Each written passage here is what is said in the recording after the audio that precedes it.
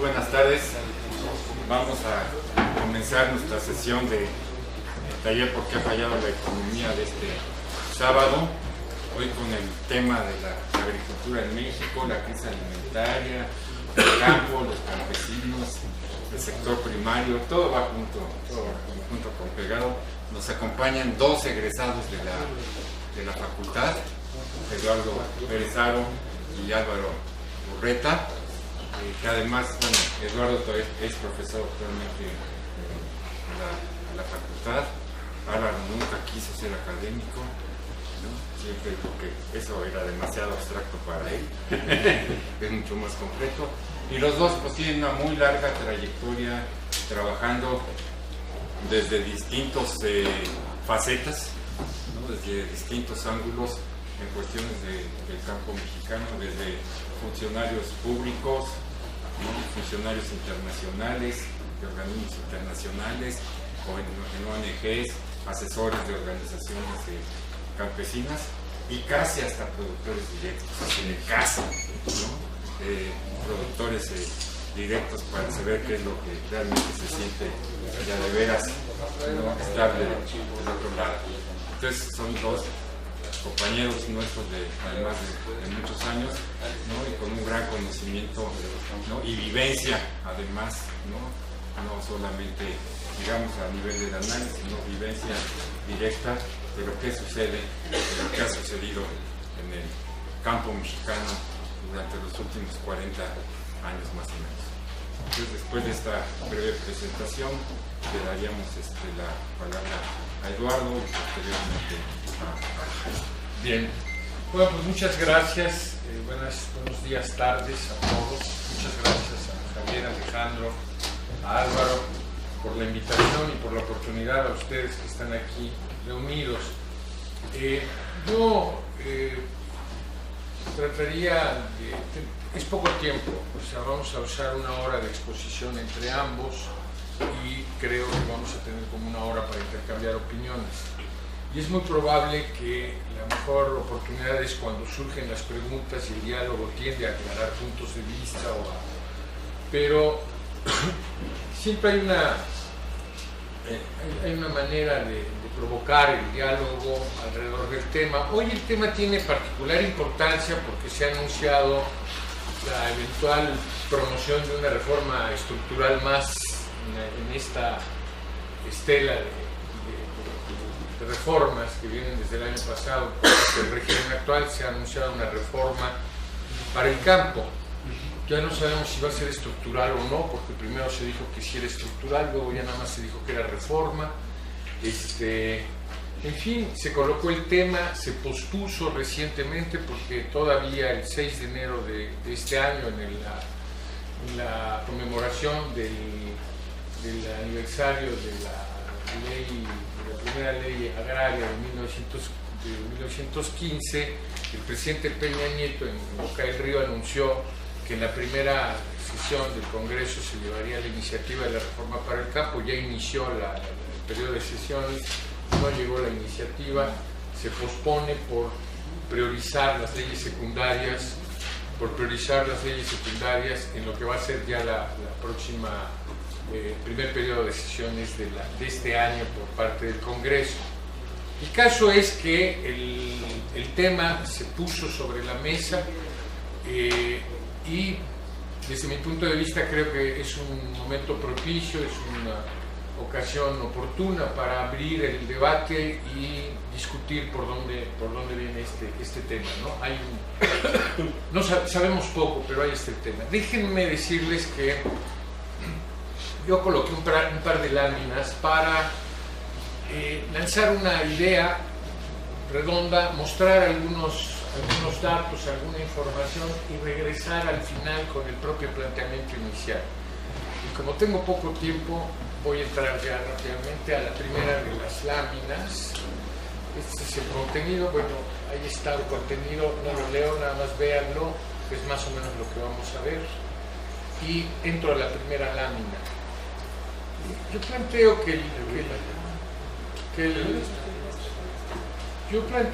que hay una problemática en el sector verdaderamente Yo creo que es muy conocida para algunos, poco conocida para muchos, pero yo planteo que la agricultura se ha desarticulado de la economía urbana, es decir, ha habido un desfasamiento y una pérdida de rol, una pérdida de ubicación con el conjunto de la economía. Cito el año de 1965, estoy en el primer renglón, y lo que quiero llamar la atención es que el tema de la agricultura, el tema del sector agropecuario, el tema del sector rural, es un tema que tiende a tener la deficiencia o el vicio de ser discutido en sí mismo. Y la economía agrícola o el sector agropecuario no puede ser discutido del todo en sí mismo. Es parte de un engranaje más amplio, y en ese engranaje resuelve su mejor oportunidad o su peor oportunidad.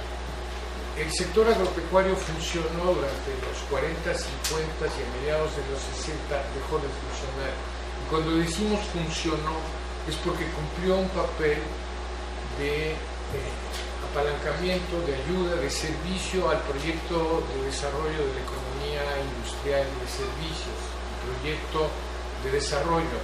No hay otra modalidad del desarrollo en el mundo, o sea, tampoco hay que perdernos en los juegos de posibilidad. No hay desarrollos como a cada quien se le ocurre. El desarrollo histórico trae una trayectoria en un devenir histórico muy diferenciado entre los países, pero transita de las sociedades agrícolas a las sociedades industriales y a las sociedades postindustriales. Punto. Con mayor o menor consistencia, con mayor o menor madurez, con mayor o menor dificultad, con mayor o menor tiempo, pero esa es la trayectoria de la rueda histórica, o es una manera en la que hemos tratado de que los sistemas de pensamiento nos permitan ubicarlo y estudiarlo.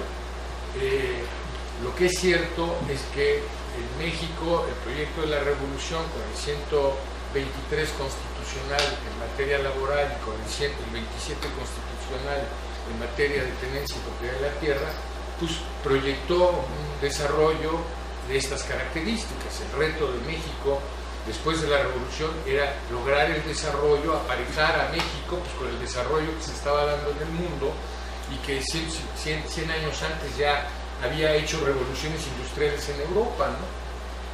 Entonces, la trayectoria del proyecto nacional era esa y no había, bueno, pudo haberse pensado de otra manera, pero las condiciones objetivas daban para eso, no daban para más. No había lugar a revoluciones socialistas en este país, veníamos de una condición que no tenía otra oportunidad. La economía agrícola funcionó bien después del reparto agrario, del sistema financiero, de la organización campesina, de la infraestructura hidroagrícola, de todos estos componentes que se reunieron desde el periodo cardenista lo hicieron funcionar muy bien. Dejó de funcionar a mediados de los 60. Y cuando deja de funcionar, hay que llamar la atención que deja de funcionar la economía en general, la economía industrial, la economía urbana y también la economía agrícola. Y la economía agrícola deja de ser una proveedora eficiente de alimentos, y deja de ser una proveedora eficiente de mano de obra, y deja de ser una proveedora eficiente de divisas, y deja de ser un aliado del proyecto de desarrollo nacional, del proyecto de la economía en general.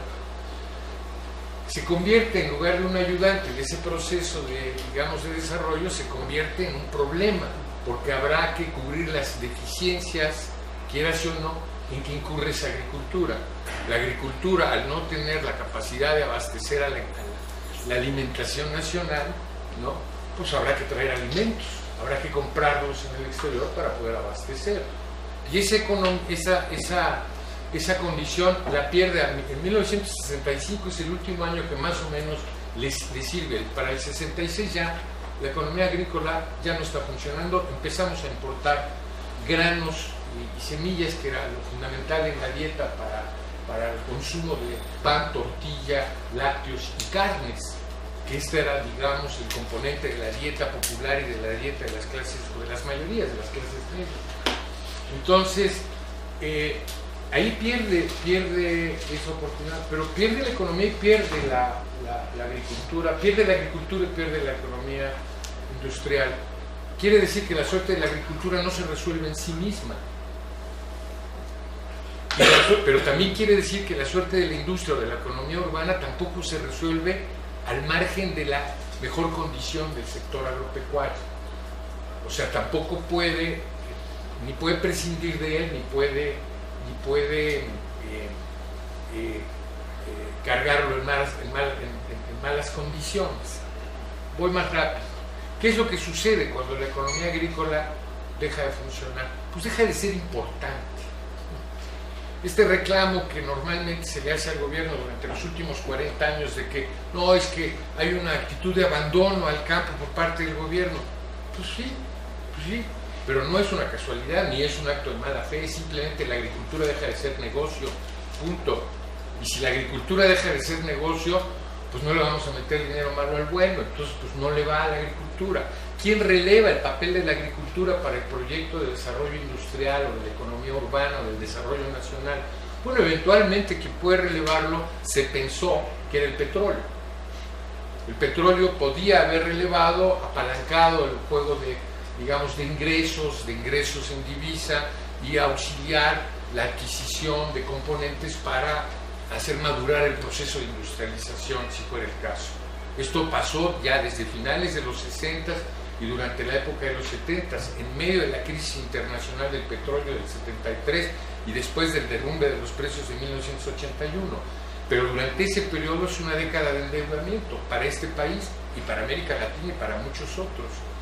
Ese proceso ya no voltea a ver a la agricultura, porque ya la agricultura había perdido su posibilidad. Me voy a ir más rápido porque si no, no llego al tema, pero ahí voy dejando pendientes, ¿no? Ahí voy dejando pendientes que podemos a lo mejor aclarar o retomar a la hora del diálogo.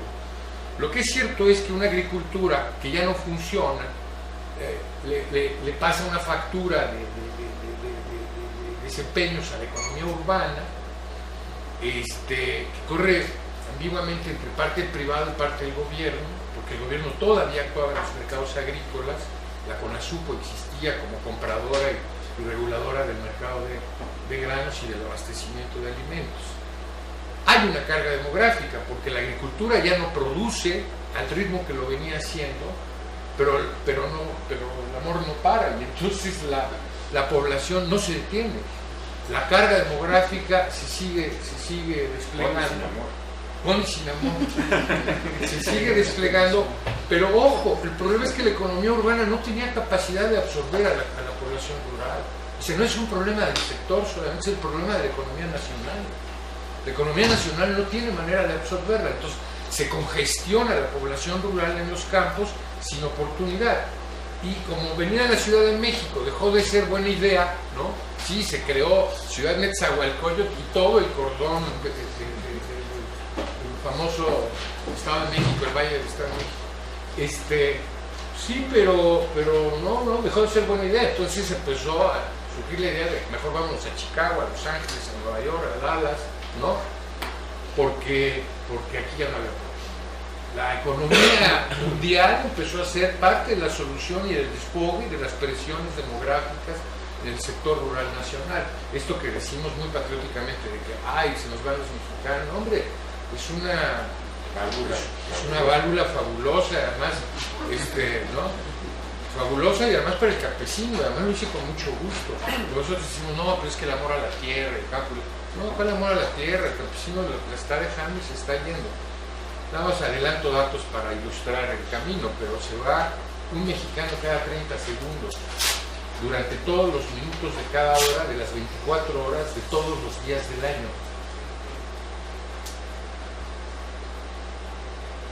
O sea, ahorita lo que yo aquí ya se fueron como 100, entonces, ¿no? Y regresaron 98. Bueno, nacen cada 4 segundos uno.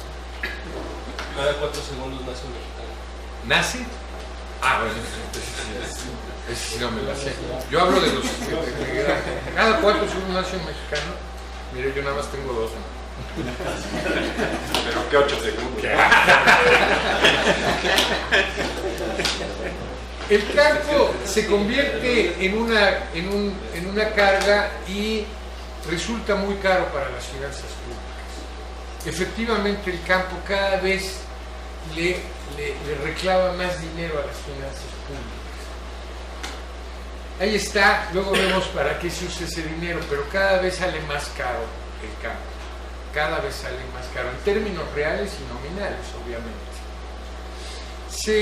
Se abre la política de apertura, el TLC consagra un proyecto que inició en el 82, en el 94 abre, se firma en el 93 y abre en el 94, pero en realidad el proyecto de privatización, redimensionamiento del Estado, tarará, que todos ustedes conocen, bueno, es un proyecto, México abre a partir del 82 con el régimen de la Madrid.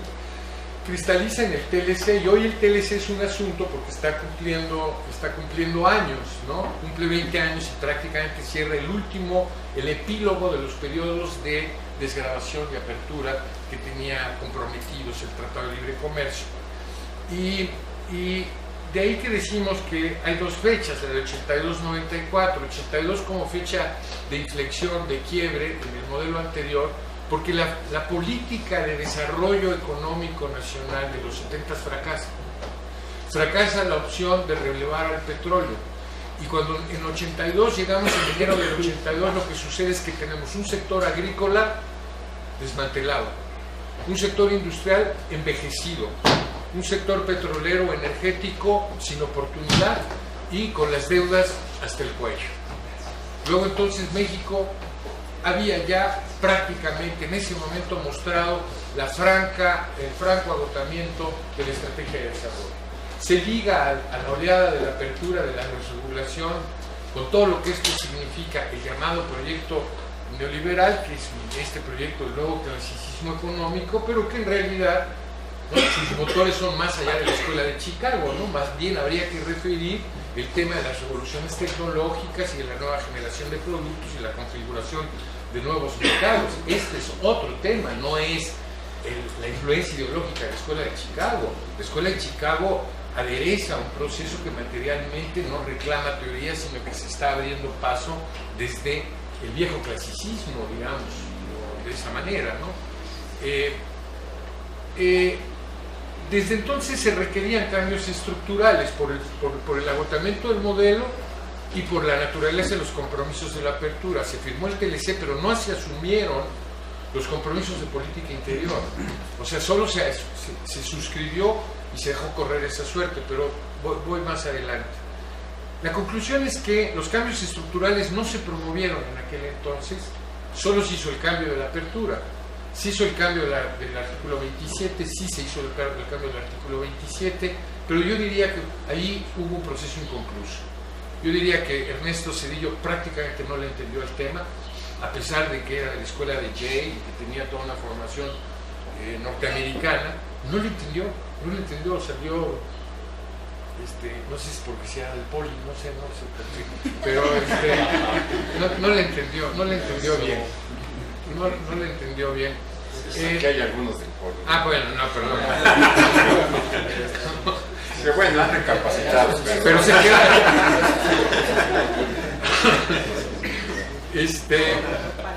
Lo que hay es, en síntesis, en el campo, desequilibrios regionales, desigualdades, desequilibrios productivos, desigualdades sociales, un campo realmente complicado. En síntesis hay creo yo, una subutilización de recursos potenciales muy importantes en el sector agropecuario, en el sector rural, no en el agropecuario, en el rural, pero la pobreza se extiende y se exacerba y se convierte en terreno fértil del crimen organizado, porque ahora ya no podemos obviar que en el campo no solo hay pobreza, sino hay un despiole, está complicadísimo el terreno, ¿no? La conclusión es que todo el mundo diría que se convierte en un lastre para la superación del atraso o el desarrollo, como lo quieran ubicar, para no entrar en esa discusión en este momento, y pareciera que el sector estorba. O sea, es un sector que cuesta, no aporta, es caro, genera pobres, los pobres se vuelven delincuentes, es muy conflictivo, luego se autodefienden, luego hacen... El campo parecería un sector prescindible. Aguas, ¿no? Pareciera que sobra, pero desafortunadamente es una pieza que no puede ser prescindible, por más que les tiente la idea a algunas aventuras imaginarias de la conciencia de algunos personajes, ¿no? Que abundan, no crean que son escasos, pero es muy frecuente escuchar entre los hombres del sector urbano y sobre todo vinculados a la economía urbana o al gobierno, lanzar expresiones de pues, a los pobres, ay, que se vayan, habría que arrojarlos al mar, ¿no? O algo así. Se piensa, se atreve a esta idea temeraria de hacer prescindible al sector, pero no es más que una locura, porque no es prescindible la alimentación, pero además no es prescindible la minería, pero además no es prescindible la energía, pero además no es prescindible, no, el sector está articulado, vinculado a la economía en general, no es prescindible, por más que no nos termine de gustar el escenario y las poblaciones de este escenario. La que sigue, por favor, jueguen la primera lámina. El gobierno propone una reforma para el campo.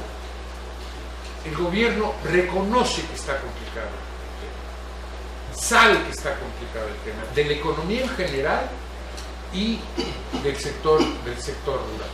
Porque si ha tenido problemas es con el crecimiento económico que prometió en 3.5 y lo bajó a 1.1, creo que 1.1 fue el último dato. El último dato de INEGI fue peor que todos los pronósticos de la Secretaría de Hacienda revisados durante 3 veces a lo largo del 2013. Las 3 veces que lo revisó lo bajó, el Banco de México lo acompañaba, se hacían una a una, nunca le atinaron. El único que tiene la verdad fue el INEGI, que fue el único que se atrevió a atinar, que es 1.1, y tengo serias dudas del INEGI. Tengo serias dudas, ¿no? Porque lo mismo pasó con las estadísticas de la crisis del 2009, que dijo que era 6.9, fue el primer dato que conocimos, publicado. Después fue 6.6 publicado. Después fue 6.4 publicado, después fue 6.0 publicado y no me van a creer, acabo de ver uno en 5.9. O sea que conforme va el tiempo se mejora la economía del 2009. Al 2050 ya crecimos. Al 2050 ya crecimos en el 2009. Entonces, bien, el gobierno lanzó la idea de que iba a haber una reforma para el campo. Yo tuve mis serias dudas, no sabía si era una concesión política para que en el prestigiado marco de las reformas estructurales se agregara una al campo, para que no se repitiera esa reclamación de que hay olvido y abandono del campo, y que entonces lo iban a convocar para que viniera a la fiesta de las reformas y le iban a considerar una reforma estructural en el Senado. Después me atreví a pensar que esa idea les alcanzó para acariciar otras cosas. Por ejemplo, lanzaron la idea agraria, la pongo entre paréntesis porque el presidente ya se desdijo de ella en la reunión de hace 15 días en Colima, pero lanzaron la idea de que las insuficiencias de la reforma del 27 de 1992 habrían de quedar resueltas de una vez por todas, y se le habría de privatizar, de individualizar y de eliminar las asambleas del ejido y de la comunidad que estorban mucho el mercado de tierras, y que esto podría dar movilidad a la tierra, aquella que se pretendió en los años 90, pero hace 20 años, pero ahora cristalizarla debidamente para hacer del campo una oportunidad de inversión directa extranjera, sobre todo porque vienen las inversiones en el subsuelo, las inversiones en la minería. No se nos olvide del dato, hay 95 millones de hectáreas del territorio nacional concesionadas a la minería. 95 millones de hectáreas, es decir, la mitad del país. La infraestructura, empezaron a jugar frases. Yo escuché el discurso de Peña Nieto y de Martínez y Martínez en el encuentro de Colima de hace 15 días y hablaron de infraestructura de riego, de fertilización vinculado a Pemex, el Procampo, que tuvo un origen con Salinas, que después tuvo una perversión con Cedillo, que después se manoseó por los regímenes panistas, ahora ya es dinero para que compren fertilizantes. Pues verdaderamente una aberración, o sea, una aberración por todos los lados que se analicen. Pero el Procampo, que cuesta 15 mil millones de pesos, ahora es para fertilizantes, para apalancar las ventas de Pemex, ¿no? O sea, para hacerle redondo el negocio a las nuevas empresas vinculadas a la reforma energética. Se jugó la idea de los clústeres, ¿no? Porque ahí está René Villarreal es de la facultad, René. No, sí, es coordinador, es egresado de aquí. Sí, es egresado de aquí. ¿De Nuevo León? No, ¿verdad que es de Nuevo León? Sí, yo ya decía. Sí. Ahí tenemos otros peores. No, ya decía. Es que hubo un éxito de los clústeres en la industria del zapato en Guanajuato, en la que participó René, y se trajo el modelito de los clústeres para el sector agropecuario. Vamos a ver si funciona, si son los mismos los zapatos que los alimentos, pero bueno. Y el concepto de asociatividad que también se manejó. Este planteamiento no trae nada nuevo, o sea, pensar en infraestructura de riego y de fertilización y no trae nada. Es decir, es el discurso y sus bemoles que proviene de la Revolución Verde de los años 60.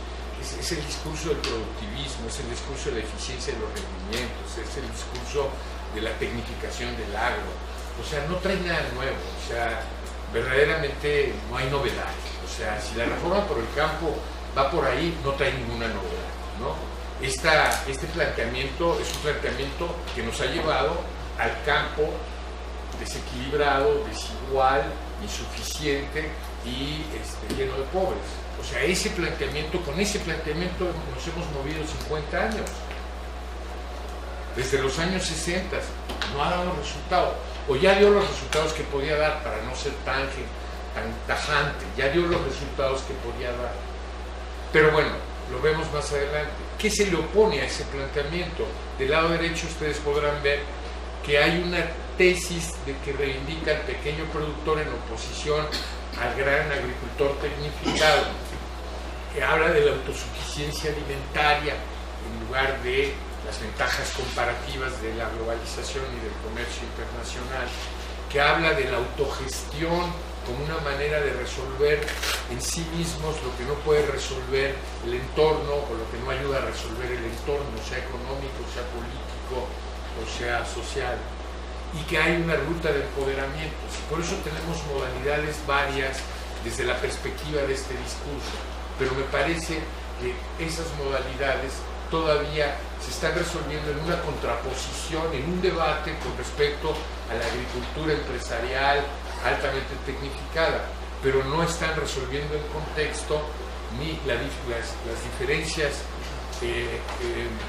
sectorial, no están resolviendo el engranaje de la agricultura con la economía, no están resolviendo las diferencias regionales, no están resolviendo la diferenciación de las tecnologías productivas, no están resolviendo el problema macro de este país.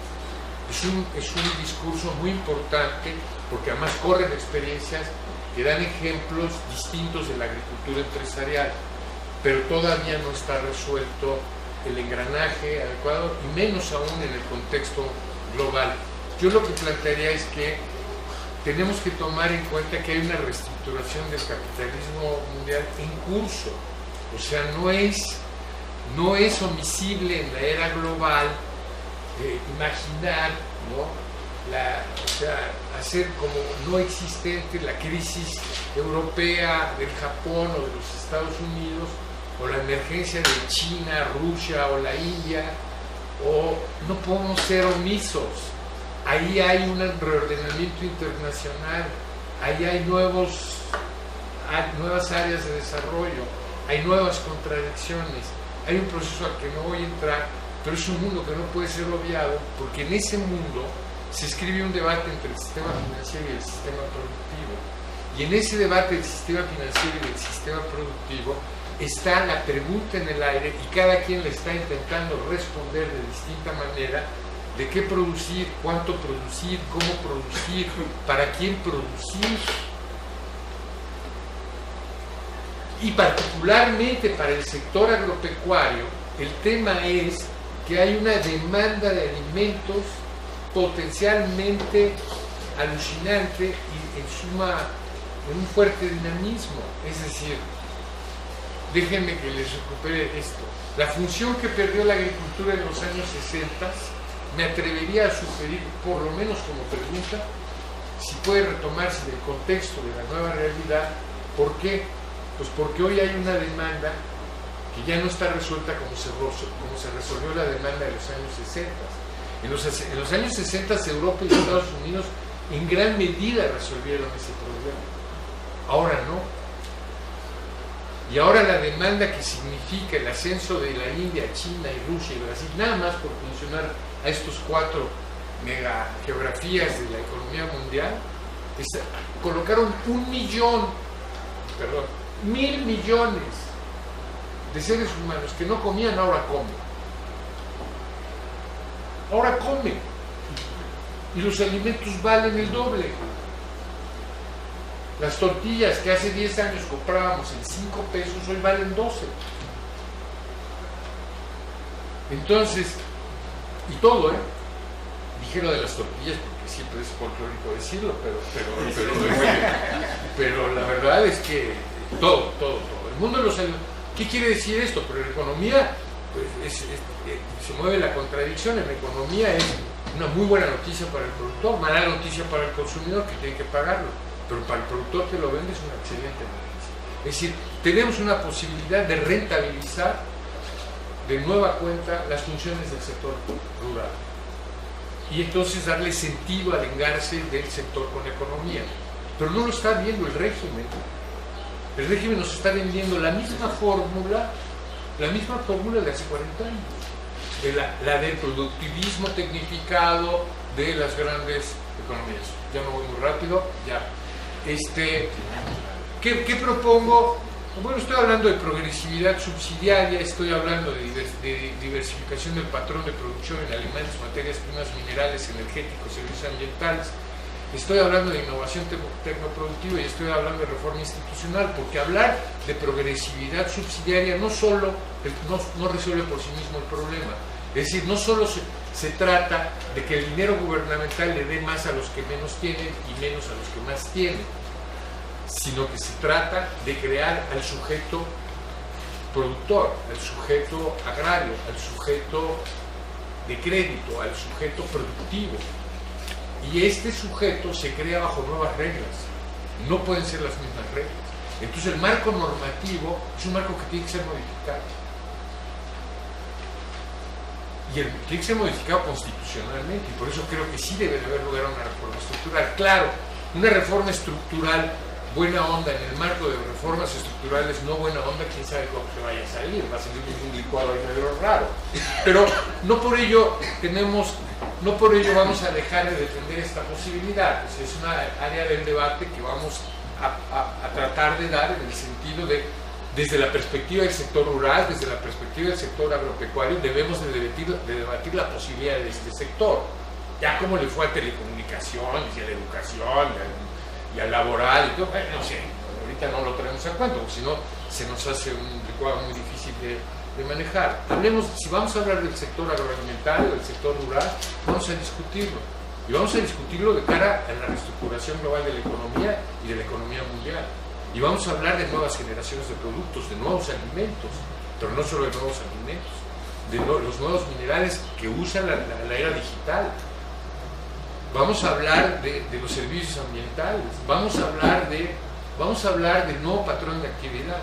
Y eso significa con quién hay que discutir, con los dueños de la tierra. Porque la tierra que hace el sector rural tiene dueño. Y claro, le pueden hacer reformas constitucionales a las reformas constitucionales y a las reformas constitucionales. Y entonces es la concesión de la concesión y por abajo, y es una ecuación muy rara ¿no? Y si resulta que sí es tu tierra, pero lo de abajo es mío y lo que pasa por arriba también, pero además lo que queda encima me lo puedes concesionar, yo lo concesiono. No, espérate. Nuevas reglas, ¿y nosotros qué? ¿No? Nosotros, los productores, los dueños de la tierra, ¿qué?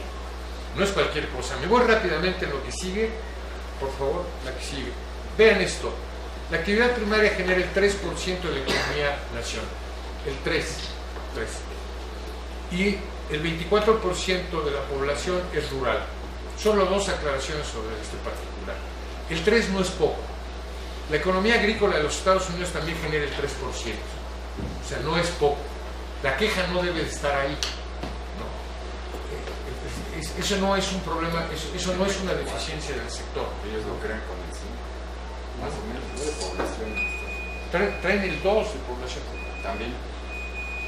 Entonces, la verdad es que el problema es que nosotros cargamos con la cuarta parte de la población. Hay 28 millones de mexicanos en poblaciones menores de 2.500 habitantes. O sea, 500 casas. 500 casas por población rural. Si el conglomerado tiene 600 casas, está considerado metrópoli internacional. Ya, zona urbana, ya no es zona rural. Eso es muy falaz. La verdad de las cosas es que un conglomerado de 600 casas es tan rural como el de 500 en este país. Y si nosotros subimos ese rango, nos vamos a 40 millones de mexicanos en el campo. A 40 millones de mexicanos. O sea, ese sector prescindible que alguien puede imaginar como prescindible trae 40 millones. Y por eso se convierte en un asunto no nada sencillo, es un asunto bastante complicado. Bien, la que sigue, por favor. Bueno, el Producto Interno, déjenme decirles, si ustedes ven la línea de total nacional hasta arriba, ahí van a ver que este sector genera 397,000 millones de pesos, ¿cierto? Del total de 12,9 billones que genera el Producto Nacional, ¿no? El subsidio gubernamental para este sector, claro, este es precios 2008, ahorita en valores corrientes 2013 debe de ser del doble, más o menos de 600 fracción. El subsidio que se entrega por vía del PEC es de 338,000. O sea, es un sector que genera 600 y le da, hay que ponerle 300, ¿no? Es un dato terrible, ¿no? O sea, hay que ponerle el 50% de lo primero. Habrá que ver la ecuación, porque además habrá que hablar bien de los ricos. Los ricos que generan el 50%, vamos, una simplificación, son exportadores. A ellos no les llega precisamente el subsidio, les llega a los ricos del abastecimiento interno, a los productores de grano, ¿no? a los de Jalisco, Sinaloa, a ellos les llega el subsidio. Tampoco les llega a los demás, pero sale muy caro, nada más en valores agregados cuesta la mitad de lo que produce. Si nosotros llevamos a valores netos lo que produce el sector, está sobre el 1.5 del Producto Interno Bruto. Está complicado, ¿no? Está complicado. ¿Quiénes son los productores de la economía del sector? Pues miren, está Jalisco, Michoacán, Sinaloa, Sonora y Veracruz entre los más altos. No son los únicos, también está Chihuahua, por ejemplo, que es importante, pero Bajío y Occidente, Noroeste son especialmente importantes, pero hay manchones en Veracruz, en Chiapas que son importantes, ¿no? O sea, es cierto que hay dualidad de organización regional, pero también es cierto que la regionalización, que el norte rico y el sur pobre, es una manera literaria de decirlo. La verdad es que en el norte rico hay muchos pobres y en el sur pobre también hay muchos ricos. Entonces, para medirlo más bien, ¿no? Porque también Veracruz es importante, Michoacán es importante, Jalisco es importante, Guanajuato es importante, Sinaloa, Sonora y Chihuahua son. Los demás sí podemos venderlos, realmente no generan nada. Nadie nos los compra. Y nadie nos los compra. Bueno, ese es el problema. Ya, la que sigue, menos. El valor de las exportaciones. Esta es la historia. Me voy más rápido, porque la historia de las exportaciones, vean, lo importante, si ustedes le preguntan al TLC cómo van las exportaciones, la trayectoria es una pendiente ascendente, impresionante. Dices, no, pues es que hemos exportado, pues sí. ¿No? ¿Y qué exportamos? Exportamos frutas, ¿no? Exportamos fresas, ¿no? Chido. Exportamos jitomate, exportamos pepino, exportamos pimiento, exportamos aguacate. Limón ya no. No. Nunca. No, exportamos 5 productos, hacen más del 50%. De esos 5 productos de exportación, mencionó Alejandro, el café es el único que está vinculado al sector social. Los demás son de la gran propiedad privada y de riego. Son agriculturas de riego privadas que tienen ventas de invierno o ventajas comparativas por zona tropical. O sea, no somos nada competitivos. Porque una economía competitiva es una economía que compite todo el año. No es una economía de oportunidad. Dentro de la nieve de los Estados Unidos no crecen más naranjas. Entonces vendemos fruta y le vendemos fruta tropical porque no se les da ese clima. La verdad es que actuamos con muy bajo perfil en el lado rico de nuestra agricultura, en el lado rico. ¿Y qué compramos? Perdón, la que sigue, estas son exportaciones, estas son importaciones, ¿no? Pues compramos maíz, compramos soya, compramos más semillas y compramos trigo, es decir, compramos pan y tortillas, ¿no? Y compramos grano para producir carne y huevo. Es decir, compramos lo que nos comemos y vendemos folclóricamente frutas de temporada en el invierno para los Estados Unidos. No hay más. Ese es el campo y ese es el resultado del TLC. Claro, perdón, la que sigue rápidamente. El resultado de la balanza comercial de productos agropecuarios es en los 20 años del TLC. Es decir, es una de las gráficas que en economía siempre quisiéramos leer al revés, pero tenemos que leer así para verla positivamente, ¿no? O sea, siempre diríamos, es que está al revés, por favor, cámbiele. No, así es esta gráfica. Las rayas crecen para abajo, ¿no? Esa es la balanza agropecuaria del TLC. No es la previa. Sí, no. Esta es la balanza agropecuaria. Esto es lo que exportamos, claro. Hemos pasado de 3 a 10, pero las importaciones pasaron de 3 a 13. ¿No?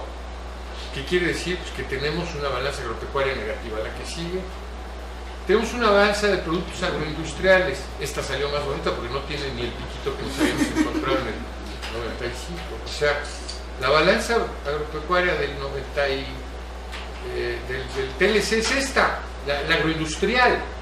Y gracias a que vendemos tequila y cerveza. Porque si le quitan el tequila y la cerveza a la balanza agroindustrial, se nos derrumba y se nos convierte eso en una casa de los sustos, ¿no? Un drama, ¿no? Un drama, porque realmente no Verdes. No pintamos. Vendemos tequila, en serio, eso sí, y bueno. Eso sí, no tenemos la menor duda. La que sigue. La población migrante, bueno, pues hemos generado una balanza comercial negativa en los productos primarios y los productos industriales que revela el bajo perfil de la actividad primaria y el bajo perfil de la agroindustria. El desligamiento del sector con el conjunto de la economía, y tenemos una migración, pues de esta que ya decíamos. La última, ya me quedan dos, ya la última. El PEC, nada más decirles que este es el volumen de inversión del gasto gubernamental para el sector. En agricultura gasta la tercera parte, pero 2/3 partes van en salud, educación, infraestructura. y no podemos a poblaciones menores de 2.500 habitantes. Quiere decir que en general, para que funcione la mano de obra del campo o subsista la población inconforme en el campo, hay que inyectarle 338.000 millones de pesos. 338. Y claro, hay una problemática de reparto de esos 338 todavía muy complicada. Es mucho, pero llega poco, porque se quedan las tuberías mucho de ese dinero. La última, creo que sí es la última.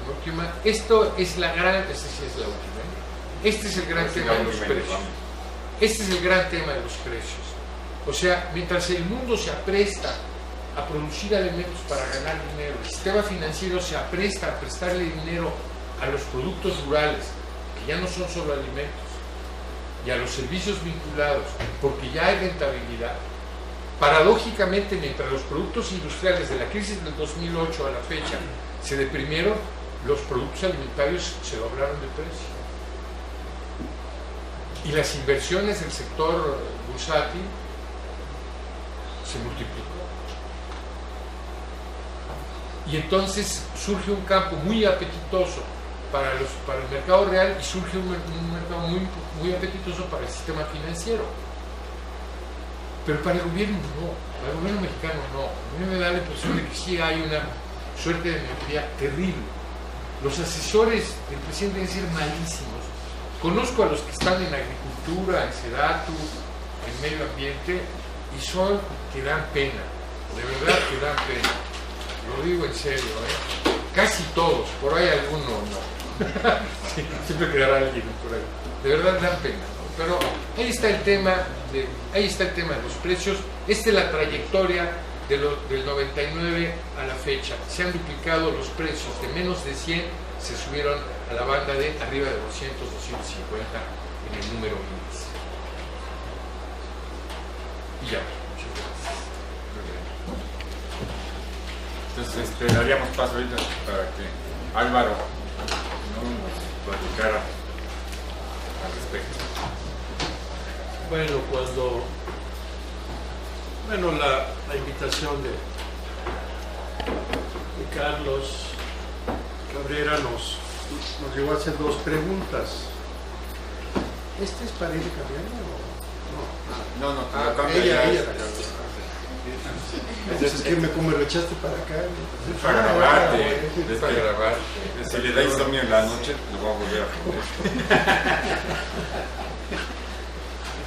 Es decir, en qué podíamos nosotros contribuir, dijéramos, al debate interno de alumnos y profesores de esta querida facultad, y además cómo nos retroalimentan ustedes, porque cada vez que venimos a esta, que no es la primera vez, porque Alejandro nos ha invitado a otras, nos hemos ido con muchas inquietudes que hemos desatado y socializado entre los compañeros, ¿no?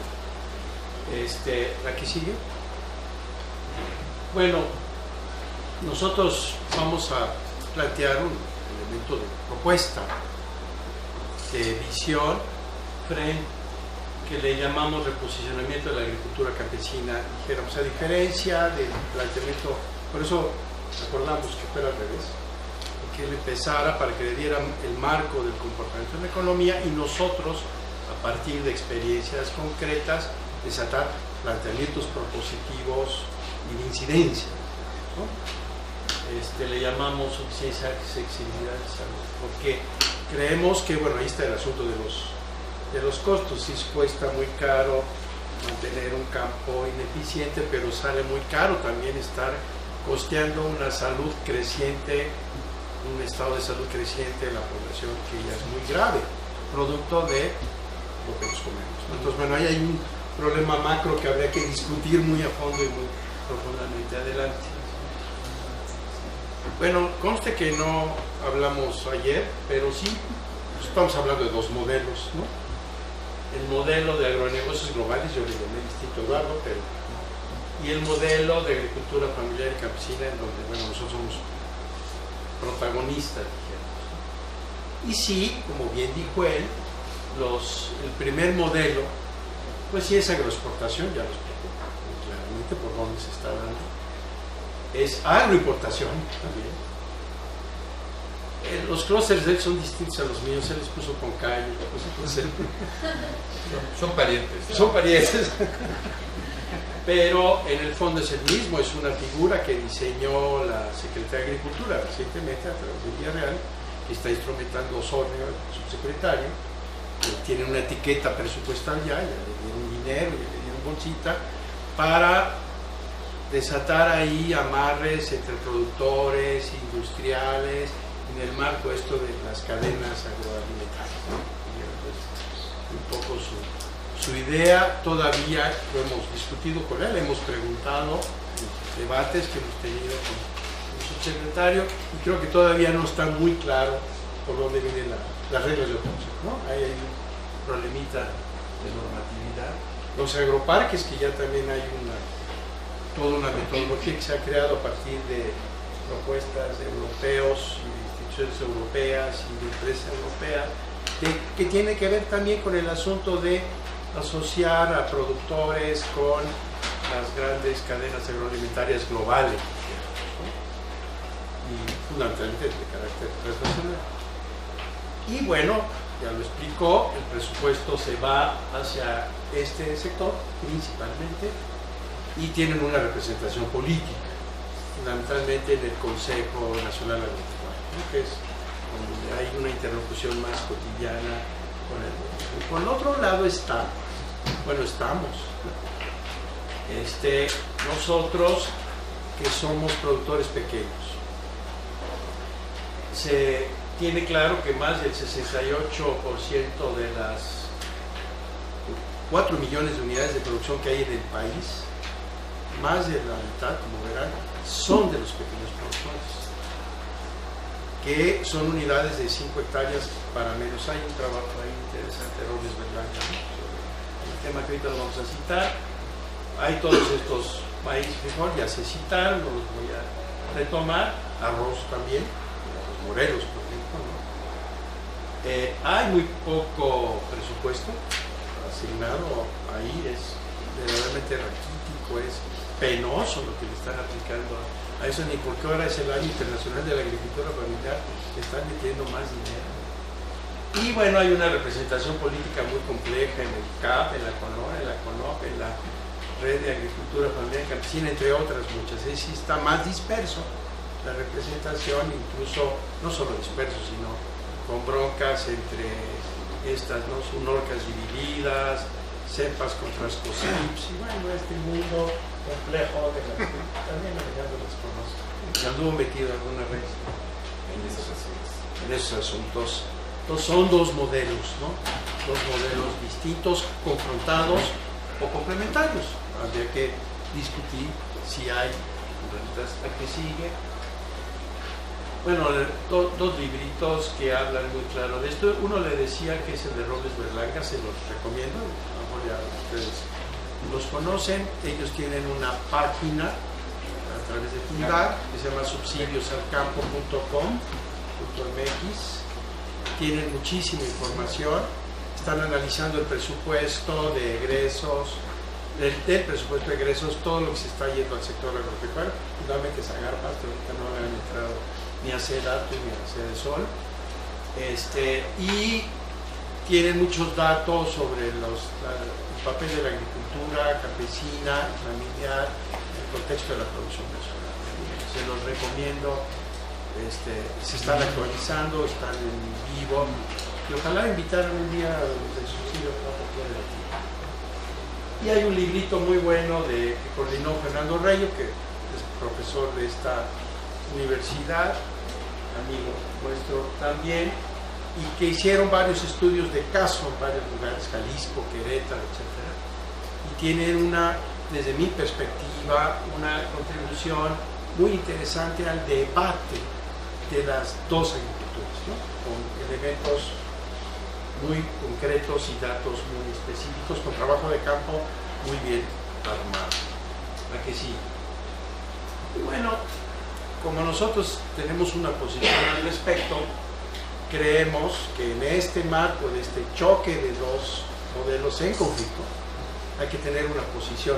Bueno, eso nos enseñaron en época. Y ahí seguimos de tercos. Y ahí seguimos de tercos.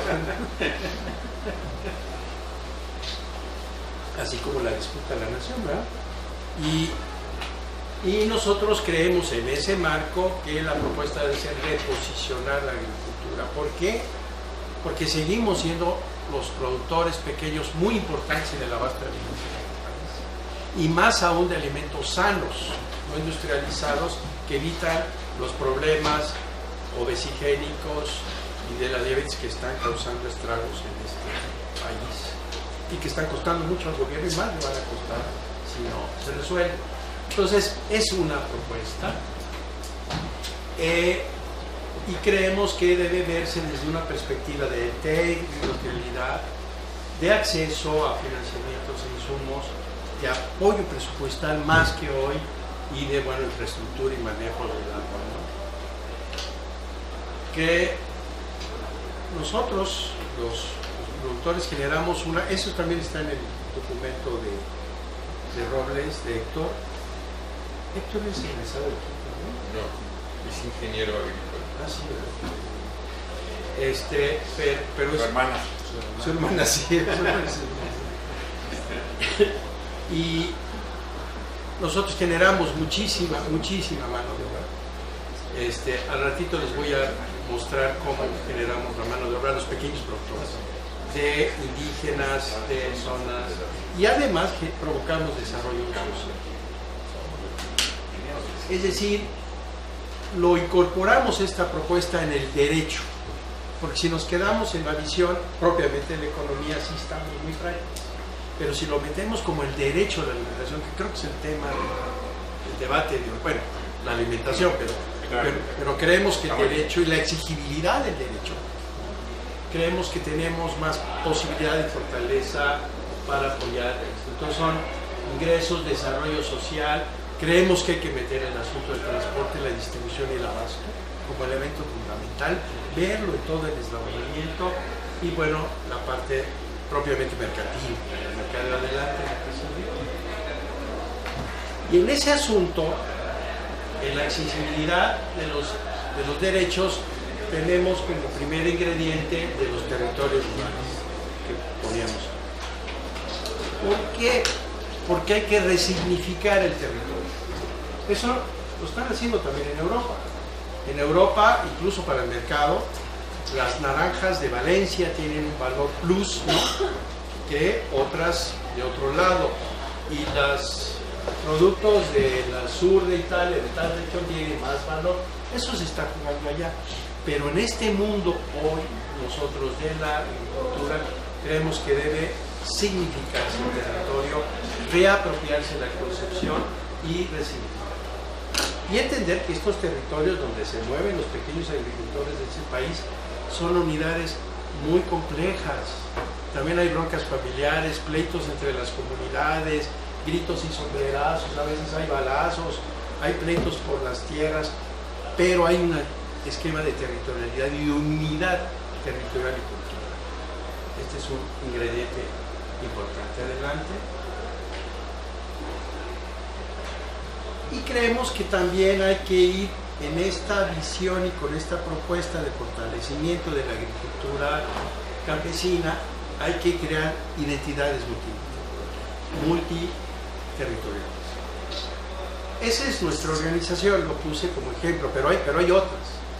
Esta es nuestra red, de la cual yo presido, y que somos grupos de Morelos, de productores grandes de Morelos, de Puebla, del Distrito Federal, que no se crea, todavía hay aquí, hay 20.000 hectáreas del área de conservación, pero de ahí hay como 3.200 que siguen produciendo en el sur, de Tlaxcala, del Estado de México, y todos esos territorios tienen identidades hasta culturales, ¿no? Entonces hay que irlas tejiendo para reforzar este proceso. Adelante. Voy con el primero, voy poquito a poquito, territorio por territorio, muy rápido. Este es un caso de Morelos, ahí tiene su casa, por cierto. Somos productores de nopal, producimos 340.000 toneladas al año. Somos comuneros, somos muy bien organizados, somos 5 o 6 sociedades, Y bueno, traemos el asunto de la visión del desarrollo sustentable porque estamos enclavados en un área natural protegida de Chichinauchi y hay que trabajar la parte. Tuvimos un problema, eso se los platico como chisme. Hace unos días agarraron a los compañeros bajando la madera muerta porque nosotros tenemos un plan para que el bosque no se sanee el bosque sacando la madera muerta y plagada, que viene la época de incendios. Los agarró la Profepa, los metió al penal, los golpearon, hicimos una guerrita, ya renunció a la delegada de la Profepa, y bueno, ya salieron de la cárcel, ¿verdad? Los compas después de un proceso complejo. Y el lunes tenemos una reunión para discutir este asunto de la sustentabilidad, que es otro tema que no está en el temario que nos mandó Cabrera, pero creemos que hay que incorporar también en el tema de la agricultura el asunto de los recursos naturales, su manejo renovable con su participación de los actores principales. Adelante. Y esto de los clústeres y los agroparques y todo eso que están de un lado del modelo en conflicto, pues también puede estar en manos campesinas. Ahí tenemos el caso de nuestra agroindustria para procesar nopal, tiene sus problemas, pero ahí vamos, ¿no? Y es un ejemplo porque nos hemos negado a asociarnos con grandes empresarios. Nos asociamos una vez de la forma y nos fue como a feria, nos robó $1 millón el cuate, ¿no? Sí, y te me lo recomendó Zagarpa.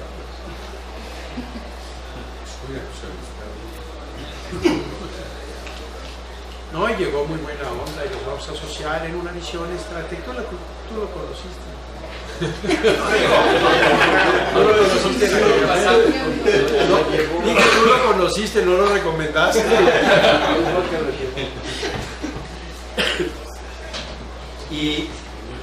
Pero bueno, el problema aquí, en este asunto que planteaba Eduardo, es que ellos están acostumbrados no al ganar, como decía, vamos a ganar, sino vamos a ganar, gano yo, y luego vamos a ver si ganas.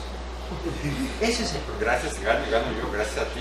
Sí, y entonces va a ser muy difícil, yo no entiendo, por eso le está costando mucho trabajo a la Zagarpa ver cuál va a ser el método de asociación de sus agroparques y sus clústeres, porque ¿cómo lo van a hacer? Si cuando generalmente la visión y la lógica del capital y de la acumulación de estos empresarios pues es equivocación, ¿no? Y bueno, está justo de que la lana para Copocampo se va para fertilizantes, es terrible. Pero además cuando llegan a darnos la asesoría, porque además estamos negociando el recurso, te llegan con el paquete completito, ¿no? Monsanto y Pablo.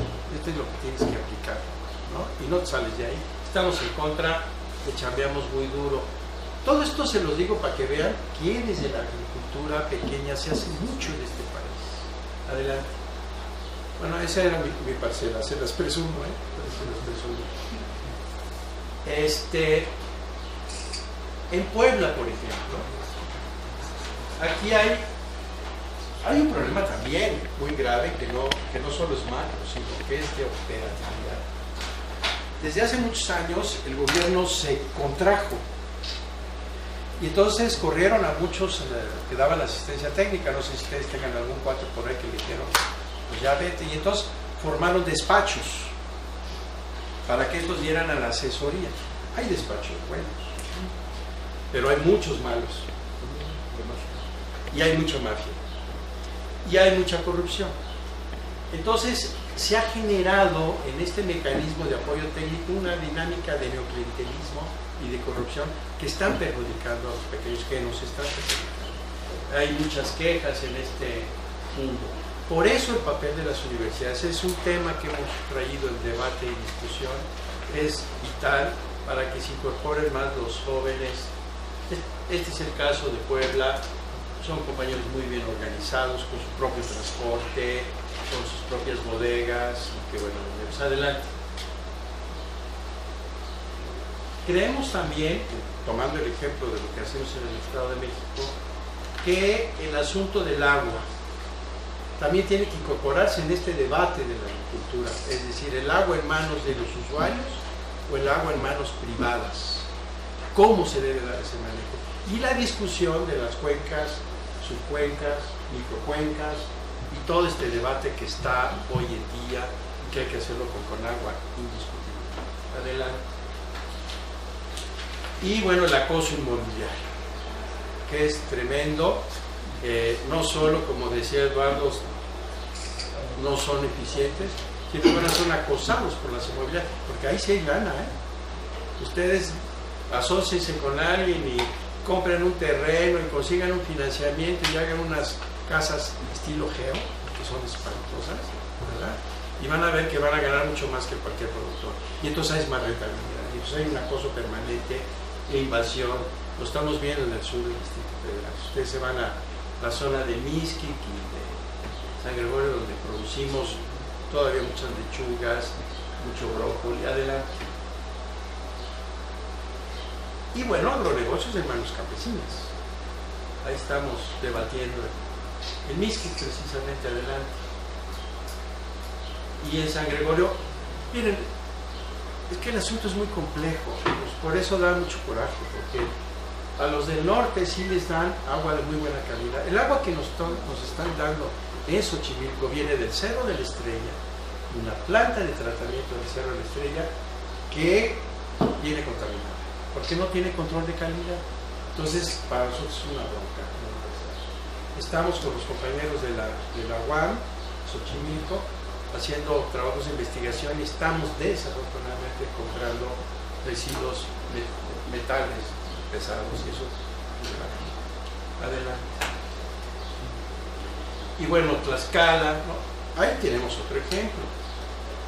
Las mezclilleras, es el debate del modelo. Es una zona preciosa de recursos, de acuíferos preciosos que salen de los manantiales. Y está el manantial saliendo el agua y llega el canal de la mezclillera de ¿cómo le decía algo? Mi gober precioso, ¿no? Y llega el agua de la mezclillera y contamina el agua limpia. Y con agua no hace caso y está afectando a la producción. Entonces, hay un problema. Hay que ir pensando que entonces este asunto hay que verlo desde una perspectiva holística e integral. Adelante. Y bueno, una discusión permanente con los cuadros en búsqueda de mercados. Adelante. Y en el esquema de articulación horizontal, de campesino a campesino. Nosotros creemos que, a diferencia del manejo de la tecnología, de los grandes agronegocios, la economía campesina tiene la facilidad de permear y de intercambiar entre ellos. En el concepto y el modelo de educación de campesino. Nosotros lo vivimos incluso con Haití. Pues Haití, después del terremoto, vinieron campesinos de Haití durante varios meses a convivir con nosotros. Hoy están produciendo lo que nosotros les enseñamos a producir. Entonces, para que vean y no hubo técnicos, no hubo ni agrónomos. No tenemos mucho para hacer. Y el asunto del mercado, que es vital. Ahí les recomiendo dos libritos, uno de Reyo, ahí lo puse con Y, Reyo, qué bueno que no está aquí.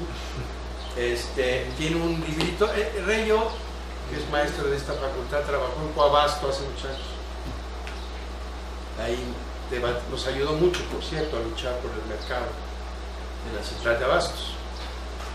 Y tiene varios materiales sobre Coabasto y el manejo del abasto. Y otro es Gerardo Torres Salcido, que tiene varios libros, que es académico del CEICH, aquí de la UNAM, y sobre mercados mayoristas en México. Yo creo que hay que leerlos enteros para entender la tecnología. Pero si no se eslabona el mercado en manos campesinas, este es nuestro mercado. Nosotros vendemos en la central de abasto, tenemos espacios ahí desde hace 25 años en una lucha permanente y creemos que es una necesidad vital de realización y de vínculo. Adelante. Ya me voy más rápido. Es una lucha permanente en el mercado de todos los días. Adelante. Y tenemos ahora la bronca esta. que es la fenomenología del crecimiento de las tiendas departamentales. Es impresionante cómo están creciendo. Y entonces, váyanse ustedes a un mercado público. Tú tienes un mercado público cerca de tu casa, date una vuelta. Ya no vas a encontrar las hortalizas y las frutas, vas a encontrar un chorro de payuca y de ropa robada y de, ¿no? ¿Por qué? Porque los comerciantes ya no es negocio porque junto tienen el Walmart. Bueno, la tragedia es la norma 29 que puso Ebrard, la decretó, la aprobó la Asamblea Legislativa, entró, y Walmart con un grupo de abogados hicieron lobbying en la Suprema Corte de Justicia y la declararon anticonstitucional, que era bastante tibia, Decía al Walmart, bueno, no se va, está prohibido ponerse en la Ciudad de México en zonas donde estén a los alrededores mercados públicos. Pues ya valieron. Ya ni eso. Pues entonces ahí hay un fenómeno, y claro, la calidad que ustedes pueden encontrar ahí no es la calidad que nosotros producimos, ¿no? Bueno, lo he dicho, somos productores de hortalizas, 29 tipos de hortalizas que producimos en todos estos territorios, y les puedo asegurar que ninguno de los productos que pueden ustedes encontrar en el mercado es de nuestra calidad ni a nuestro precio. Eso sí, se los garantizamos. Adelante. Pues claro. Y bueno, estamos defendiendo a la central, a nuestros espacios de la central, y en una búsqueda de, ahí estamos vendiendo en la Comisión de Derechos Humanos del Distrito Federal. Ahí arriba, algunos de ustedes nos acompañaron a una muestra gastronómica de la central. Es decir, hemos ido buscando alternativas.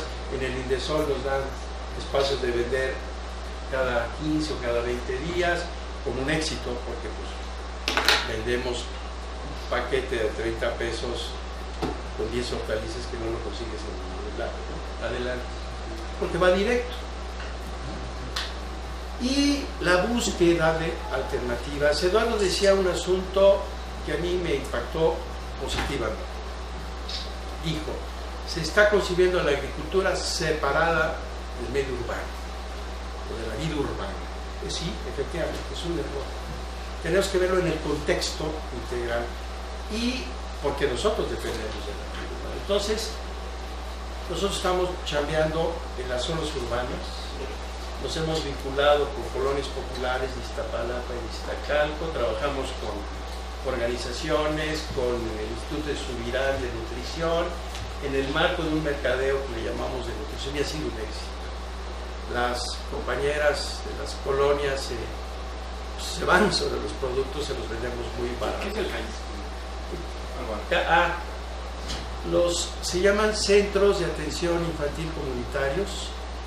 Son centros que atienden niños de 0 a 6 años de edad, primera edad que le llaman los pedagogos, que se fueron formando al calor de procesos de organización y movilización social de los 70s en Iztapalapa, en Iztacalco y en Álvaro Obregón. Ahora hay 200. Son manejados por las mamás, por las madres, pero ahora las madres ya tienen, incluso son educadoras y ya tienen el certificado de la revisión pedagógica. Entonces son como centros autofinanciables comunitarios ya con reconocimiento de la SEP, ¿no? Esos son los CAIS, y nosotros estamos con ellos chambeando directamente, ¿no? Adelante. Y bueno, entonces para el derecho es como ejemplo en la Ciudad de México, ¿no? Pero por eso digo, son como ejemplos de cómo hay que luchar en términos de la alternativa. Nosotros estamos por concretar el derecho de la alimentación en México desde la agricultura familiar y campesina en estos territorios, que ya les mostré algunos ejemplos, a través de reforzar los mecanismos de comercialización públicos, con apoyo del Estado, en mercados públicos, tiendas, recauderías, restaurantes, comedores comunitarios, sindicatos, que de hecho lo estamos haciendo. Insistimos mucho en abrir Viconsa, esto lo peleamos mucho en el seno del Consejo Cruzada, del Consejo Nacional de la Cruzada, y entonces peleamos mucho porque Viconsa compra pura cosa, en fin, ya se imagina, ¿verdad? Entonces lo logramos, se modificaron las reglas de operación. Hoy Viconsa que compran los productores. Todavía no vemos cómo lo va a concretar, pero ya están sus reglas. Y el mercadeo solidario de los CAIs, así como que hay que ir construyendo alternativas adelante. Bueno, y debatiendo, discutiendo, dialogando, como lo estamos haciendo hacia adelante. Y bueno, cierro diciendo que este es el Año Internacional de la Agricultura Campesina y Familiar. Se declaró por Naciones Unidas, lo declaramos en México, en la FAO, bueno, la sede de Naciones Unidas, ahí lo declaramos en México, 2 o 3 organizaciones que fuimos los convocantes, más el INDESOL, más la Zagarpa, la Cedesol y la FAO. La Zagarpa le fue como feria, que fue muy criticada en ese evento, porque hubo un debate, como pues, ya se imaginarán, le pegaron duro, pero ella como no quiere participar mucho, ¿verdad? Ya ni quiere, ya ni va a la reunión después, ¿no? Cuando es vital el debate, ¿no? Para encontrar. Entonces, bueno, con la idea de articular desde abajo, de construcción, redes de agricultura también, campesina, locales, regionales. Entonces, bueno, creo que fue la última, ¿verdad? Sí, gracias y con esto pues abrimos al debate.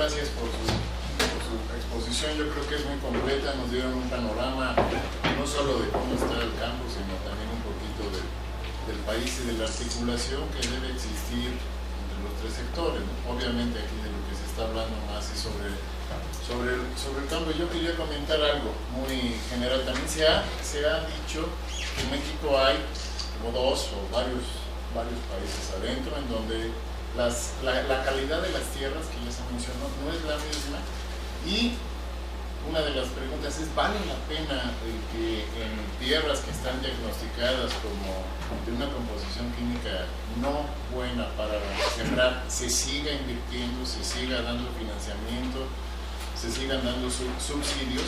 No estoy en contra de que se apoyen proyectos como los del licenciado Álvaro, ¿no? Que la pregunta también para él sería si hay más articulaciones con otros estados como la que él está haciendo aquí, que parece muy interesante, si hay comunicación con otros estados de la República como lo que se hace aquí, ¿no?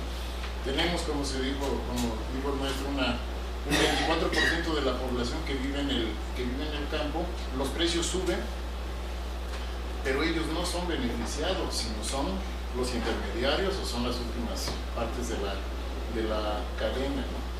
Entonces, también, ¿qué pasa con los transgénicos? Cada vez estamos más cerca de seguir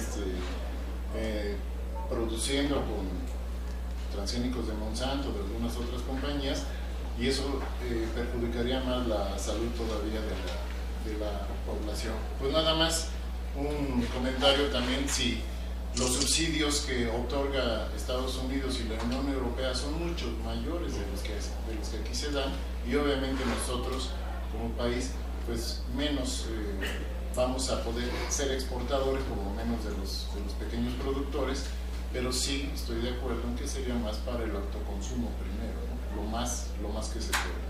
Entonces, no sé si quisiera.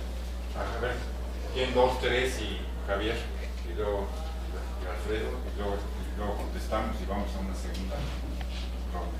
Bueno, la verdad, muchas gracias a Eduardo y a Álvaro por haber estado aquí, por haber asistido y por la presentación que nos dieron sobre un tema que es vital, yo creo, para nuestro país.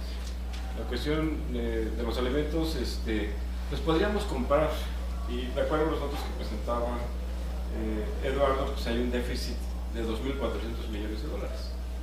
Pero yo creo que hay una cuestión estratégica que tiene que ver con la posibilidad de que de que el país pueda satisfacer las necesidades alimenticias, como sucede en Japón y como sucede en Francia y otros países con territorios, Holanda con territorios relativamente pequeños, pero que hacen un esfuerzo por satisfacer sus necesidades alimenticias y aumentar su independencia alimentaria. En México, pues los datos están, como los presentó sobre todo Eduardo, en términos macros. Hay, de acuerdo al informe del Coneval, 28 millones de mexicanos que tienen carencia alimenticia. Ese dato no concuerda mucho con el dato que presentan en la medición por ingreso, donde hay 23 millones de mexicanos en situación de pobreza extrema, en situación de pobreza alimentaria, pero son millones, son decenas de millones que no tienen satisfecha sus necesidades alimenticias. Y eso yo creo que es muy grave para el país, para los mexicanos, para la ética de nosotros y para la ética de nuestro país también, que haya gente, que haya tantos millones y millones de mexicanos que no puedan satisfacer sus necesidades alimenticias. Por el lado de lo que nos mostraba Eduardo, por el lado de las importaciones, pues el déficit como no es mucho, sobre todo si tenemos si importamos 350,000 millones más o menos de dólares el año pasado, un déficit de 2.400 en la cuestión alimentaria, podría no ser en términos macros tan problemático, pero en la perspectiva de que importamos entre el 30 y el 40% de los alimentos que consumimos, pues me parece que ya la situación cambia un poco, ¿no? Que ya es una cuestión que debería de llamar la atención y sobre lo cual habría que actuar, habría que hacer algo. Yo quisiera hacer un pequeño acotamiento en relación al costo del sector agropecuario. Yo creo que cuesta mucho en esos términos, en términos de los mexicanos que tenemos que hay en el país, que hay en el país, que están en esta situación de carencia alimentaria. Pero yo creo que parte del problema es que el financiamiento ha disminuido. Es decir, el costo financiero, lo que representa en las finanzas públicas, es un porcentaje pequeño y que ha disminuido en los últimos lustros de una manera muy notable. Si observamos el gasto en fomento económico y la parte que se dedica a fomento agrícola, agropecuario, ha disminuido de manera significativa, si lo vemos en términos macroeconómicos, en términos de porcentaje del Producto Interno Bruto, ha disminuido mucho. Y yo no sé cómo veas tú la cuestión del PEC, que aparentemente es mucho, 338, no existe la cifra, 338,000 millones y un poco más. Pero no todo va a fomento, como tú lo subrayabas. ¿Qué habría que hacer? Eso me dio la impresión de que se creó este programa. A mí me dio la impresión, compartida con algunas gentes que comentamos el tema, de lo que se trataba era de abultar ante este señalamiento de que cada vez había menos recursos para el sector. Dicen, pues agrupemos lo que va para salud, para la carretera, para la clínica, es decir, todos los distintos programas que actúan en el campo mexicano, pero lo que realmente se está destinando a fomento productivo, pues es una parte, tú presentabas el dato, ¿no? Menos un tercio, si no recuerdo mal. 82 tiene agricultura y 338. Que es realmente poco para producir los alimentos que se requieren en el país. Y bueno, pues Álvaro, la verdad pues, es que es muy gratificante.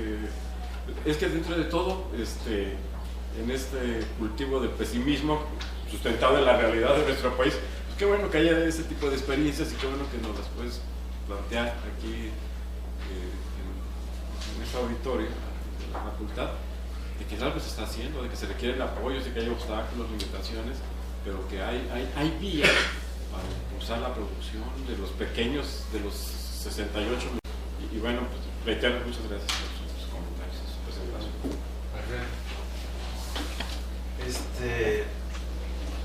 Yo no soy especialista para nada en la materia, simplemente sé del campo lo que llevo a leer ahí en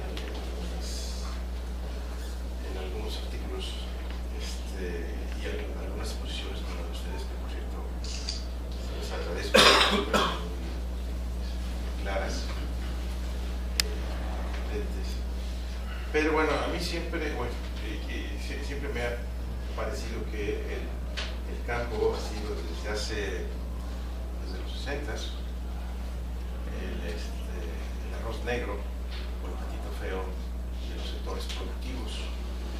O sea, siempre a partir de los 60s se empezó a relegar. Durante los 60s, además de los datos que tuviste sobre la contribución que hizo el campo, una aportación muy importante fue el que transfirió excedente al sector industrial a través de la relación de intercambio de precios.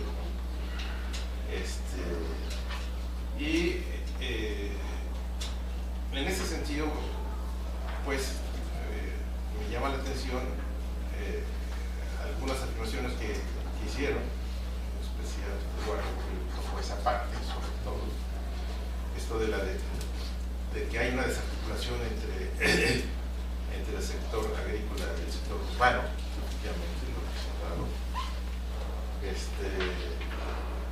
Que el sector agrícola dejó de ser un negocio, efectivamente, que el campo es cada vez más caro. Bueno, y esto por qué? Esto es pues simplemente por algo en relación con lo que decía Javier, pues que no hay una política económica, en general no ha habido, desde hace mucho tiempo, políticas económicas que promuevan tanto la industria y mucho menos el campo. Creo que cada vez, igual que iba a ser esta cuestión de referirme a lo del gasto público en el sector agrícola, cada vez creo que menos se está gastando en el sector agrícola, y si se gasta o se invierte en el área donde se hacen negocios, en el área productiva, en el área de las exportaciones. Pero los pequeños campesinos y las agrupaciones comunitarias son las que menos recursos reciben y más problemas tienen para desarrollarse, y que ellos sí están tratando de asociarse o trabajar con el Estado, y es el mismo Estado el que está imponiéndoles complicaciones. Entonces, bueno, mi pregunta no es, no creo que sea un olvido, sino simplemente es cuestión de intereses, y de intereses económicos, y de proyectos económicos, que no ha sido un proyecto nacional de desarrollo. No hay proyecto nacional de desarrollo desde hace mucho tiempo, ni industrial, ni agrícola, y como proyecto nacional de relación del sector agrícola con el sector industrial. Entonces, desgraciadamente, creo que desde hace años lo que se está manifestando y lo que estamos viviendo desde hace varios años es un desastre en la economía nacional. No sé qué es. Una reacción bastante rápido. Yo estoy de acuerdo. Primero que el que no tengamos una política para el sector, vamos, clara, definida, robusta, generosa dentro del proyecto nacional, pues es que no hay proyecto nacional. Si no hay proyecto nacional no hay fiesta, y si no hay fiesta, ¿para qué invitar al sector? Si el sector no tiene lugar porque no hay ni dónde acomodarlo, ¿no? Lo que es cierto es que la circunstancia, con esto quería yo finalizar, porque la circunstancia del entorno e interna que provocó el desplazamiento del sector agrícola se ha modificado en el tiempo actual, desde la crisis del 2008 a la fecha. Y eso es en lo que yo quiero llamar la atención. Que México, el gobierno de México no le está entendiendo al proceso mundial, no está entendiendo la oportunidad y no está tomando las mejores definiciones. Está haciendo reformas estructurales muy disímbolas, unas con inclinaciones más económicas, otras con inclinaciones más políticas, unas para gobernar ciertas áreas de negocio en el mundo global y otras para negociar áreas de control y de poder en el interior. Es una mezcla medio rara, ¿no? Es un paquete desordenado, porque no responde a una visión estratégica y no responde a una visión de largo plazo. Responde mientras la energética y las telecomunicaciones le van a servir para hacer grandes business, flujos de inversión, relaciones globales relevantes, en fin, trae todo un paquete de bondades. Pues otras, como la laboral, con la educativa, muy marcadamente, en fin, son reformas con sesgos marcadamente políticos. Yo no me veo en medio de una revolución educativa después de la reforma estructural de la educación. O sea, veo a la maestra en la cárcel y estas cosas, ¿no? El nuevo dirigente del CENTE y todo esto. Pero bueno, sí, cierto, el sector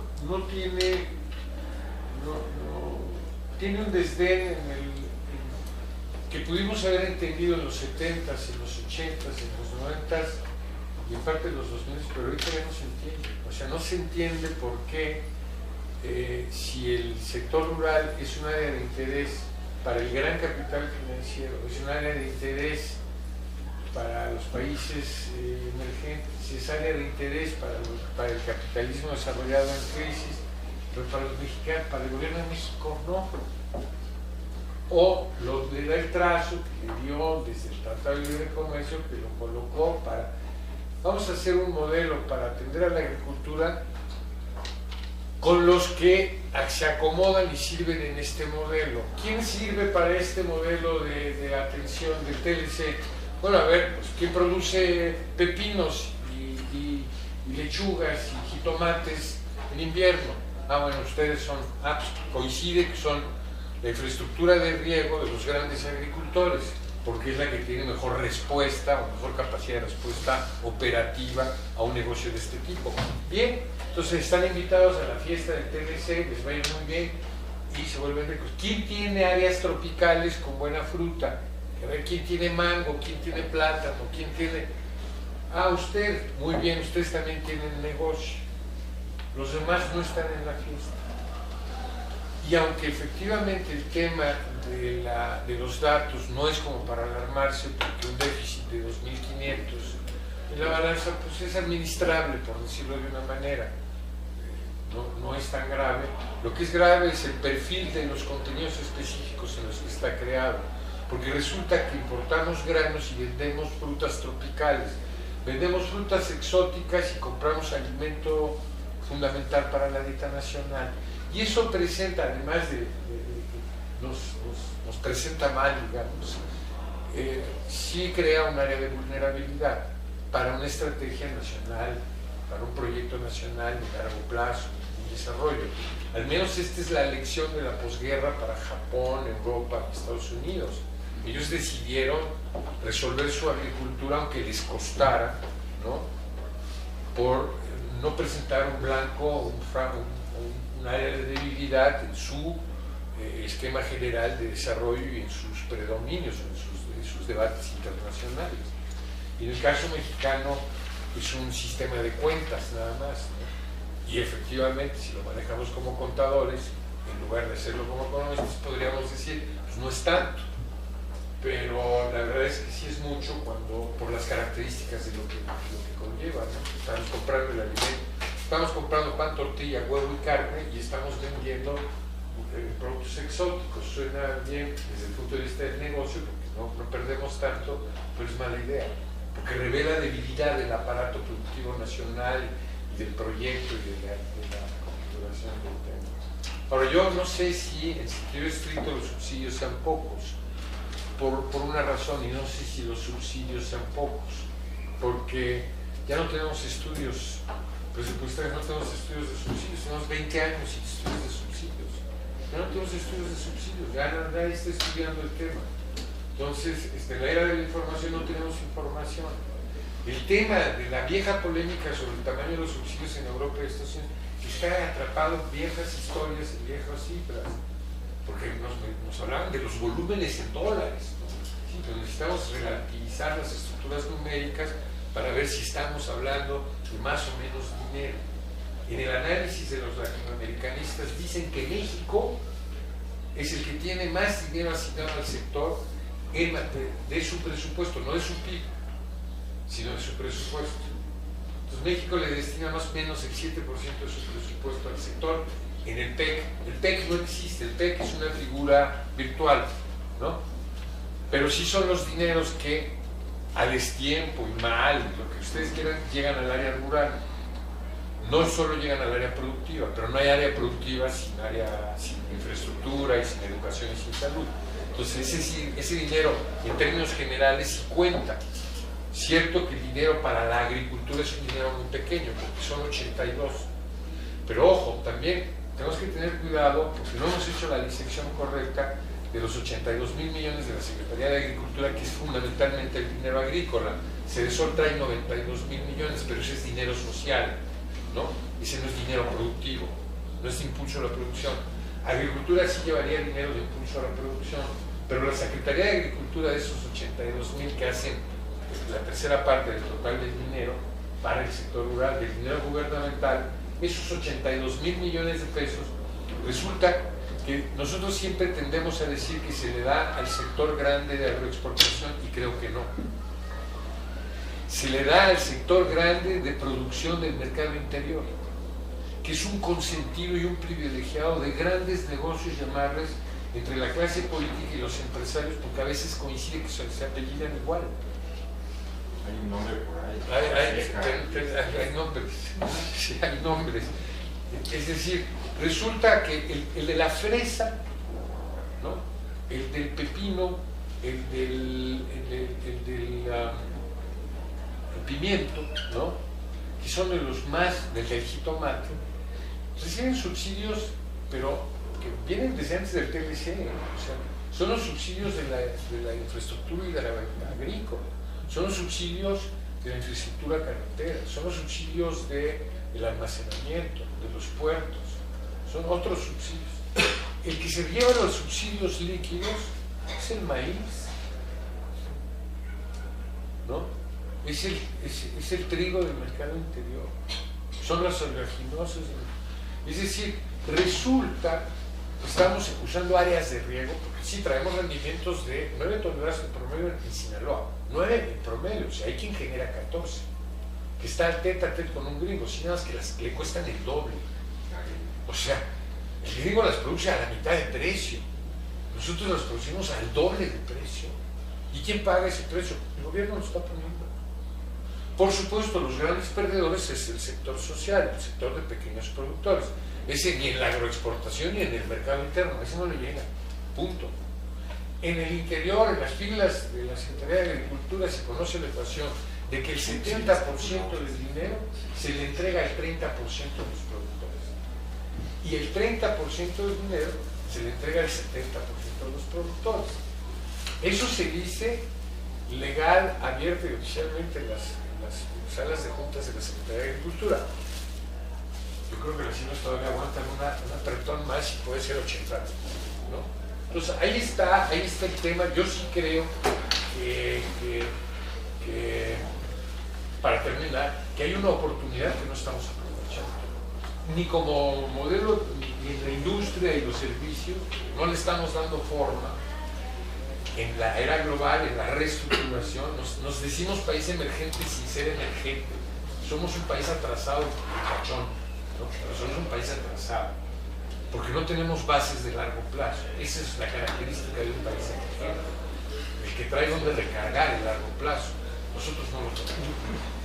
Pero el sector agrícola es efectivamente el lado débil de esa debilidad nacional. Álvaro, para terminar. Para terminar. Claro. Estaba yo por ahí de los 72 o 71 en esta facultad. Fui un profesor de esta facultad de marxismo, el cual me peleé después. ¿Por qué? No porque fuera marxista, sino Por costumbre. por costumbre. Me invitó a ir a Nayarit a una experiencia de construcción, de organización campesina y social. Vaya les imaginan ser maestro. Y me asignaron a la parte alta, la zona improductiva, donde las tierras no servían. No era toda la zona de Bahía Banderas, de la costa, donde se producía berenjena y pepino y todo eso, y la unión de kilos. Y en 2 años demostramos que esas tierras que no se usaban se pudieron aprovechar. Entre otras cosas, causó conflicto y bueno, peleé con Adolfo, se abandonó el proyecto. Pero de ahí se abrió una línea de producción, tierras absolutamente inhabitadas.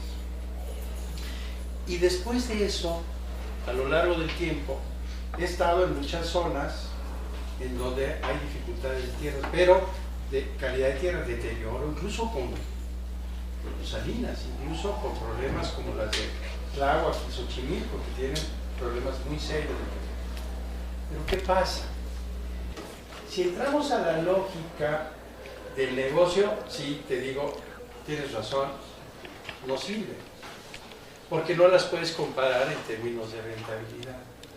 Pero si las concibes como una forma de producción para elevar el ingreso de esos campesinos y ofrecer un producto a la sociedad del entorno, como nos fue en Nayarit y como sucede acá, porque nosotros pues seguimos abasteciendo lechugas en la ciudad, a pesar de todo, y inundamos de nopales.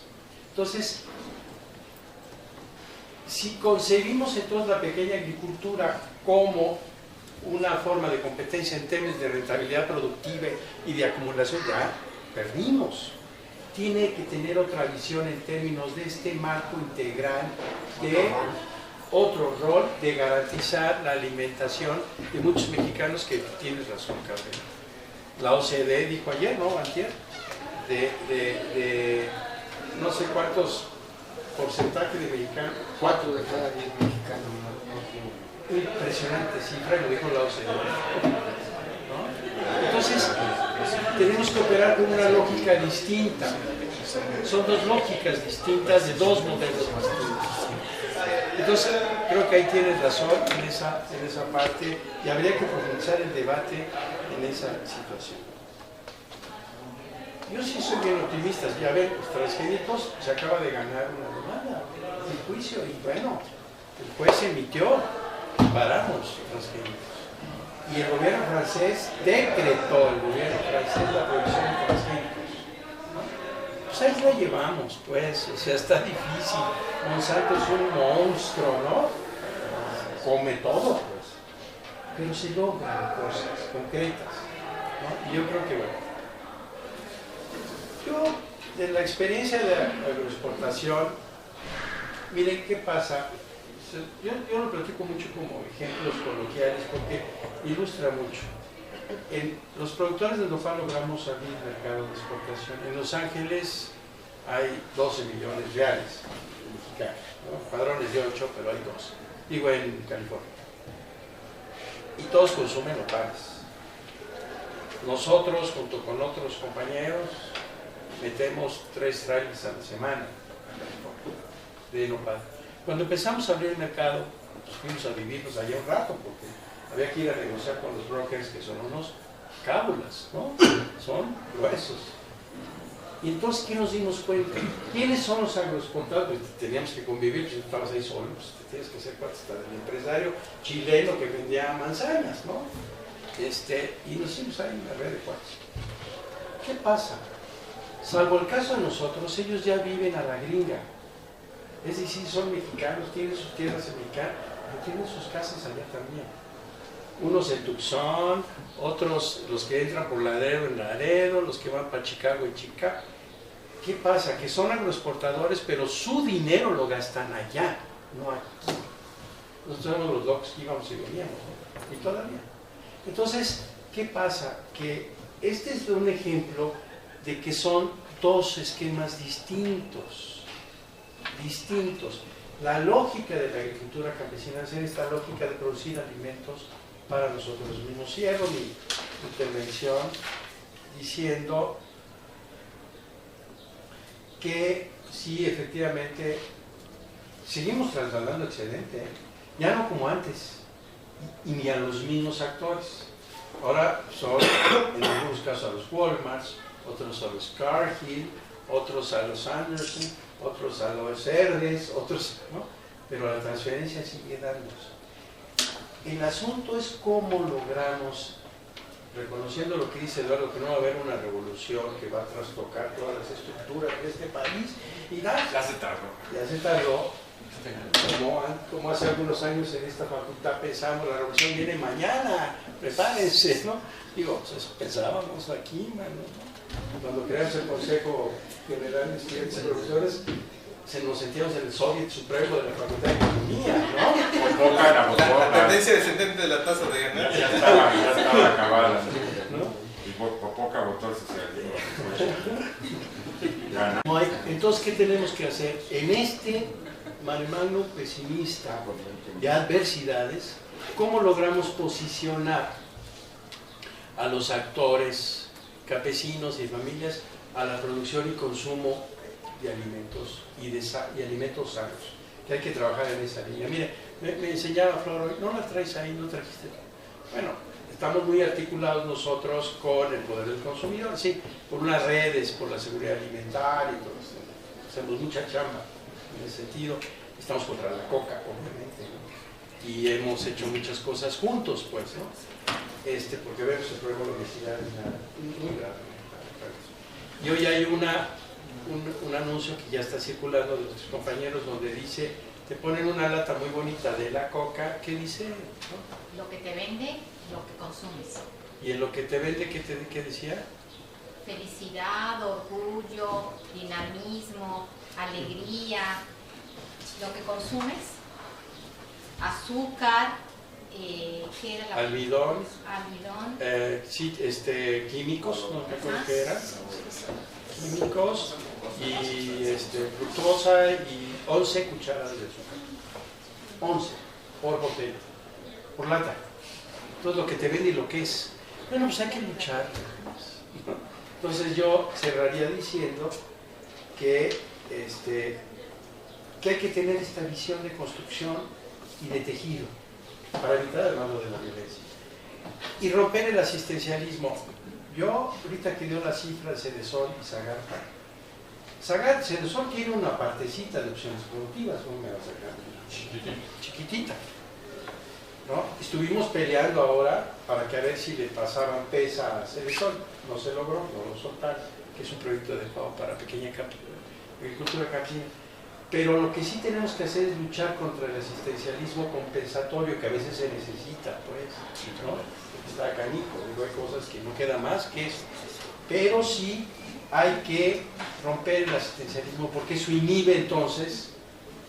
Y entonces si te quedas, pues están jodidos, no tienen tierras, las tierras no sirven, pues dales oportunidades, que además se ha demostrado, el Instituto de Nutrición demostró que donde hay oportunidades hay más obesidad.